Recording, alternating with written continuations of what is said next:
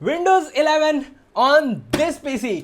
इसमें है इंटेल का i3 second gen processor, presently 11th gen चल रहा है। अगर बिलीव नहीं हो रहा है तो कंप्यूटर का कंडीशन खुद ही देख लो।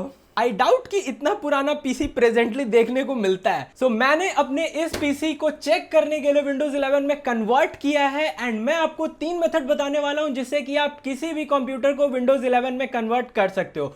बट यस, उसके पीछे कुछ वार्निंग भी है जो मैं बाद में आपको बता दूंगा। बट आई डाउट कि इससे पुराने कंप्यूटर पे आप में से कोई भी विंडोज 11 चलाने वाले हो। सो दैट्स वाई जो मैं बता रहा हूं हर में एप्लीकेबल है। सबसे पहले मैं आपको कंफर्म कर दूं कि इस कंप्यूटर का जो प्रोसेसर है वो सपोर्ट नहीं कर रहा था एंड इस कंप्यूटर में टीपीएम मॉड्यूल अवेलेबल नहीं था। एंड अगर मैं सिक्योर बूट की बात करूं तो मेरे इस कंप्यूटर में सिक्योर बूट ऑन था क्योंकि ये जो पार्टीशन स्टाइल मैंने यूज किया है वो जीपीटी था। अगर आप एमबीआर पार्टीशन स्टाइल यूज कर रहे हो अपने हार्ड ड्राइव में तब आप उसे कन्वर्ट कर सकते हो जीपीटी में या फिर आप उसे बाईपास भी कर सकते हो। अब करते हैं हम लोग इसे बाईपास एंड इंस्टॉल करते हैं विंडोज 11 को। तो सबसे पहले आपको जरूरत है विंडोज 11 के आईएसओ फाइल की जो कि अप्रोक्सीमेटली 4 GB का रहता है, जो कि आपको डाउनलोड करना पड़ेगा। एंड सेकंड आपको जरूरत है एक पेन ड्राइव की जो कि एटलीस्ट 8 GB का होना चाहिए। तो ये पेन ड्राइव इसलिए ताकि आप एक बूटेबल ड्राइव को क्रिएट कर सको। विंडोज के आईएसओ फाइल को डाउनलोड करने के लिए आपको गूगल पर जाना है एंड टाइप करना है डाउनलोड विंडोज 11। देन आपको सबसे ऊपर माइक्रोसॉफ्ट का वेबसाइट मिल जाएगा, आपको इसे ओपन कर लेना है। तो इसके अंदर 3 ऑप्शन अवेलेबल है। तो जो फर्स्ट ऑप्शन है मैंने आपको पिछले वीडियो में बता दिया है। फिर ये जो सेकंड ऑप्शन है इसे हम लोग यूज करेंगे एंड ये जो थर्ड ऑप्शन है इसे यूज नहीं करना है। एंड ये क्रिएट इंस्टॉलेशन मीडिया के नीचे आपको डाउनलोड नाउ का बटन मिलेगा, इसे आपको डाउनलोड कर लेना है। एक छोटा सा फाइल है। डाउनलोड करने के बाद आपको इस फाइल को ओपन कर लेना है। ओपन करने के बाद आपको सबसे पहले लाइसेंस एग्रीमेंट मिलेगा, तो बस आपको इसे एक्सेप्ट कर लेना है। फिर लैंग्वेज सेलेक्ट करने का ऑप्शन आता है, तो आप इसे बाय डिफॉल्ट इंग्लिश पर छोड़ दो, फिर नेक्स्ट प्रेस करना है। सबसे ऊपर आपको फ्लैश ड्राइव का ऑप्शन देखने को मिलेगा एंड नीचे आपको आईएसओ फाइल का ऑप्शन देखने को मिलेगा। तो अगर आप एक डायरेक्टली बूटेबल ड्राइव क्रिएट करना चाहते हो फ्लैश ड्राइव से, तो आप डायरेक्टली पेन ड्राइव को प्लग इन करके आप ऊपर फ्लैश ड्राइव वाले ऑप्शन को सेलेक्ट करके नेक्स्ट प्रेस करोगे तो डायरेक्टली एक बूटेबल ड्राइव बन जाएगा। बट मैं यहाँ पे आपको सजेस्ट करूंगा कि आप नीचे वाले ऑप्शंस आईएसओ फाइल के साथ जाओ ताकि आपका वो फाइल डाउनलोड हो सके। तो आईएसओ को सेलेक्ट करके आप डायरेक्टली नेक्स्ट प्रेस करो, फिर आपको सेव का लोकेशन आ जाएगा। तो अभी मैं इसे डाउनलोड में सेव कर देता हूँ, तो आप इसे रीनेम कर सकते हो। तो मैं विंडोज 11 डाल देता हूँ, फिर आपको सेव करना है। ये अप्रोक्सीमेटली 4 GB का है। तो ये कितना देर लगेगा डाउनलोड होने में, ये इस बात पर डिपेंड करता है कि आपका इंटरनेट का स्पीड कैसा है। इसके बाद आपको एक और भी सॉफ्टवेयर को डाउनलोड करना है जिसका नाम है रूफस एंड इसका ऑफिशियल साइट आ जाएगा। नीचे में आपको इसका लेटेस्ट वर्जन मिल जाएगा, तो बस आप इसे डायरेक्टली यहाँ से डाउनलोड कर सकते हो। देन आपको अपना पेन ड्राइव को प्लग इन कर लेना है एंड इसमें कोई भी इंपॉर्टेंट डेटा मत रखना क्योंकि ये फॉर्मेट होने वाला है। देन आपको रूफस को ओपन कर लेना है एंड जो विंडोज 11 का आईएसओ आपने डाउनलोड किया था उसे ड्रैग करके ड्रॉप कर देना है। फिर पार्टीशन स्कीम में आपको जीपीटी पे रहने देना है एंड फाइल सिस्टम में आपको FAT32 ही छोड़ देना है, NTFS यूज नहीं करना है। फिर स्टार्ट को प्रेस करना है and okay. So guys, bootable drive बन चुका है एंड ये बूटेबल ड्राइव आपको सारे मेथड में यूज होने वाला है। चलो मेथड 1 से स्टार्ट करते हैं। तो मेथड 1 में आपका जितना भी पुराना फाइल्स है आपका वो बच सकता है या डिलीट हो सकता है, वो आप पे डिपेंड करता है। तो ये एक क्लीन इंस्टॉलेशन नहीं है, इसमें आप विंडोज को री इंस्टॉल कर रहे हो अपने पिछले वाले के ऊपर। तो सबसे पहले मैं ये दिखा दूं कि अगर अभी अभी जो हमने बूटेबल ड्राइव बनाया अगर उसके सेटअप को रन करते हैं, तो यहाँ पे इंस्टॉल विंडोज के बाद आपको मैसेज देखने को मिल जाता है कि इस सिस्टम का रिक्वायरमेंट्स कंप्लीट नहीं हो पा रहा है, तो आप विंडोज को इंस्टॉल नहीं कर सकते हो। तो अभी हम लोग इसे कैंसिल कर देते हैं। इसके बाद हम लोग को इसी पेन ड्राइव के अंदर सोर्सेज फोल्डर में जाना है। यहाँ पर आपको एक फाइल का नाम सर्च करना है जिसका नाम है अप्रेजर्स। तो ये ध्यान रखना कि आप सही नाम को चूज करो। तो इसका जो साइज है वो विंडोज 11 में अभी प्रेजेंटली 193 KB है। तो आपको इस फाइल को बस डिलीट कर देना है, दैट्स इट। एंड इसके बाद अगर आप फिर से अपने सेटअप को रन करोगे तो अब आपका ये सिस्टम रिक्वायरमेंट वाला पेज ही नहीं आएगा। तो आपको कोई भी प्रॉब्लम नहीं है, अब आप नॉर्मली अपने सेटअप को इंस्टॉल कर सकते हो। देन यहाँ पे आपको चेंज व्हाट टू कीप का ऑप्शन देखने को मिलेगा जिसमें 3 अलग अलग ऑप्शन है, जिसमें keep personal file and apps, then keep personal file only या फिर नथिंग। तो आपको जो भी सेलेक्ट करना है आप यहाँ से बस आप सेलेक्ट कर सकते हो एंड देन आपको फिर नेक्स्ट प्रेस करना है।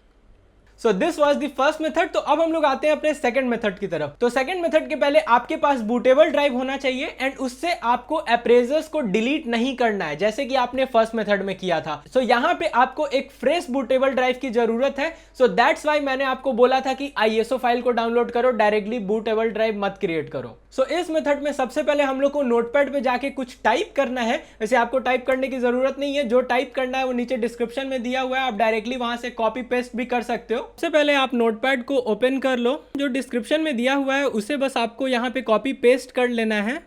देन आपको फाइल में जाना है, फिर आपको सेव कर देना है इसे एंड रीनेम में आपको टाइप करना है bypass.reg।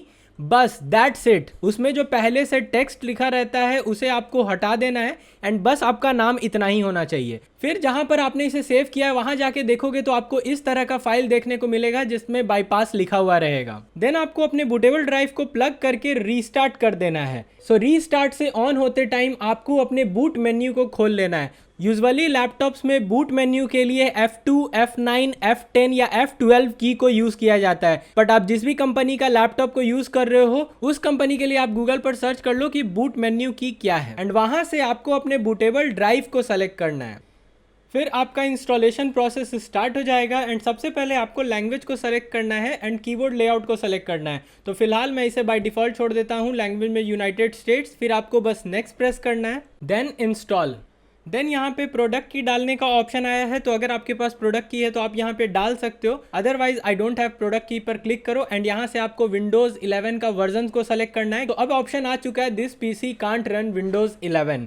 सो अब हमें इसे बाईपास करना है। सो अब आप बस बैक आ जाओ एंड यहाँ पे आपको अपने कीबोर्ड पे बटन प्रेस करना है Shift+F10। तो इससे आपका नोटपैड खुल जाएगा। नोटपैड खुलने के बाद यहाँ आपको टाइप करना है REGEDIT, फिर आपको इंटर प्रेस करना है, देन आपका रजिस्ट्री एडिट खुल जाएगा। देन आपको फाइल में जाना है, फिर इंपोर्ट में जाना है एंड आपने जहां पर भी अपने नोटपैड वाले फाइल को सेव किया था वहां से जाके आपको उसे ओपन कर लेना है। तो मैंने डाउनलोड में किया था तो अभी यहां से डायरेक्टली डाउनलोड नहीं खुलेगा। तो अगर आप सी ड्राइव का कोई भी फाइल खोलना चाहते हो तो आपको सी ड्राइव के अंदर जाके फिर आपको अपने यूजर नेम के अंदर वाले डाउनलोड्स के अंदर जाके निकालना पड़ेगा। So that's why it is better कि आप दूसरे ड्राइव में सेव कर दो, डी ड्राइव में या ई ड्राइव में। बट मेरा वहीं पर सेव है तो मैं डायरेक्टली वहां से ओपन कर लेता हूँ। सो अब आपका सारा रजिस्टर हो चुका है। तो अगर आप इस पाथ पे जाकर चेक करोगे तो यहाँ पे लैब कॉन्फ़िग के अंदर आपका सारे चीज का बाईपास आ चुका है। तो आपके कंप्यूटर में जो भी प्रॉब्लम है आप उसका बाईपास कर सकते थे एंड इसके बाद बस आपको उसे बंद कर देना है एंड कमांड प्रॉम्प्ट को एग्जिट कर देना है एंड देन आपको फिर से विंडोज 11 का जिस भी एडिशन को करना है आप उसे सेलेक्ट करो, देन नेक्स्ट प्रेस करो एंड अब आपका जो सिस्टम रिक्वायरमेंट का पेज था वो गायब हो गया है। तो बस एक्सेप्ट करना है, फिर नेक्स्ट, देन आपको कस। फिर यहाँ पर आपको अपने सी ड्राइव वाले पार्टीशन को सेलेक्ट करना है। तो आप साइज के अकॉर्डिंग देख सकते हो कि कौन सा सी ड्राइव है।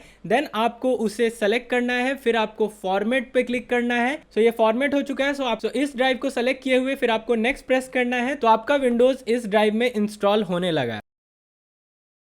सो इस दो मेथड से आपका विंडोज इंस्टॉल हो जाएगा। बट फिर भी मैं आपको थर्ड मेथड बता देता हूं। तो ये अल्टीमेट सॉल्यूशन है और वो है विंडोज 11 का जो मेन फाइल होता है ISO का, उसको हम लोग वापस विंडोज 10 में डाल देंगे। तो इंस्टॉलेशन के टाइम हमारे कंप्यूटर को ऐसा लगेगा कि विंडोज 10 इंस्टॉल हो रहा है, बट अल्टीमेटली वो विंडोज 11 इंस्टॉल हो जाता है। सो उसके लिए आपको विंडोज 10 का ISO को डाउनलोड करना पड़ेगा एंड देन आपको विंडोज 10 का एक बूटेबल ड्राइव क्रिएट करना पड़ेगा एंड जो आपने पिछला विंडोज 11 का ISO को डाउनलोड किया है उससे आपको फाइल को कॉपी करके विंडोज 10 वाले ISO में डालना पड़ेगा। तो चलो मैं आपको शो करके दिखाता हूं। सो ये रहा विंडोज 10 का बूटेबल पेन ड्राइव। तो अब आपने जहां पे विंडोज 11 का ISO को डाउनलोड किया था वहां पर आपको जाना है, ISO को डबल क्लिक करके ओपन करना है, देन आपको सोर्सेस फोल्डर के अंदर जाना है एंड यहाँ पे आपको एक फाइल ढूंढना है जिसका नाम है install.esd। सो ये फाइल अप्रोक्सीमेटली 3.5 GB के आसपास होगा एंड आपको इस फाइल को कॉपी कर लेना है एंड आपको अपने बूटेबल ड्राइव को खोल लेना है विंडोज 10 वाला।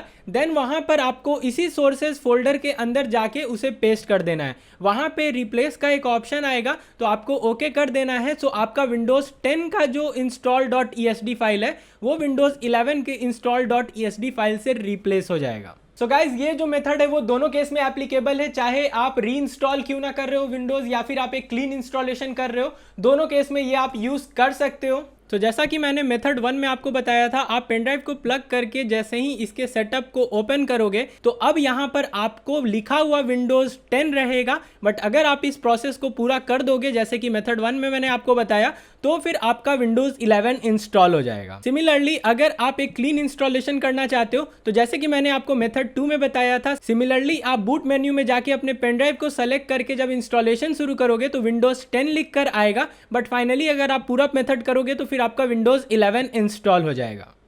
सो इस तरीके से आप विंडोज 11 को किसी भी कंप्यूटर में इंस्टॉल कर सकते हो, like this one. So finally अब क्वेश्चन ये आता है कि अगर आप इस तरीके से विंडोज को इंस्टॉल करोगे तो प्रॉब्लम क्या हो सकता है। So first of all Microsoft ने ऑलरेडी बोल दिया है कि अगर आपका कंप्यूटर विंडोज 11 को सपोर्ट नहीं कर रहा है तो माइक्रोसॉफ्ट उसके लिए अपडेट्स प्रॉपर्ली प्रोवाइड नहीं करेगा, सिक्योरिटी पैचेस प्रोवाइड नहीं करेगा। बट टिल नाउ वो पैकेजेस आपको मिल रहा है देखने को, बट इन फ्यूचर क्या होता है उसका कोई गारंटी नहीं है। एंड जो सेकंड चीज है जो कि बहुत इंपॉर्टेंट है कि माइक्रोसॉफ्ट ने जो स्पेसिफिकेशन को ब्लॉक किया है वो किसी किसी केस में स्पेसिफिकेशन के कारण ब्लॉक हुआ है, like this is second gen i3। तो डेफिनेटली इसका जो टेक्नोलॉजी है वो इतना ज्यादा एडवांस नहीं था, इसीलिए इन सारे को बंद किया गया है। आप एक्चुअली इंस्टॉल कर सकते हो but Microsoft is not responsible for your installation. And अगर आपको कभी भी कोई प्रॉब्लम फेस करने को मिलता है या कंप्यूटर कुछ खराब होता है तो आपको वापस से विंडोज 10 को इंस्टॉल करना पड़ेगा। एंड साथ ही और भी कुछ सिस्टम रिक्वायरमेंट्स हैं जैसे कि आपका टीपीएम मॉड्यूल हो गया या फिर सिक्योर बूट हो गया। सो गाइज ये सब जितने भी ऑप्शंस हैं ये बेसिकली आपके कंप्यूटर को सिक्योरिटी प्रोवाइड करने के लिए है। सो बिना आप सिक्योर बूट या टीपीएम के इंस्टॉल करते हो तो आई गेस कोई प्रॉब्लम नहीं होना चाहिए, बट स्टिल माइक्रोसॉफ्ट उसको रेकमेंड नहीं कर रहा है। सो दैट्स वाई जिनको भी माने आप डेफिनेटली विंडोज 11 को इंस्टॉल करो एंड फ्यूचर में आप वापस विंडोज 10 पर चले जाना अगर कभी कोई प्रॉब्लम देखने को मिलता है तो। So that's it guys. So I hope ये काफी डिटेल्ड वीडियो रहा हो आपके लिए। So that's it. So I hope you like this video. So please don't forget to hit the like button and subscribe to this channel also. So see you guys in next video. So तब तक के लिए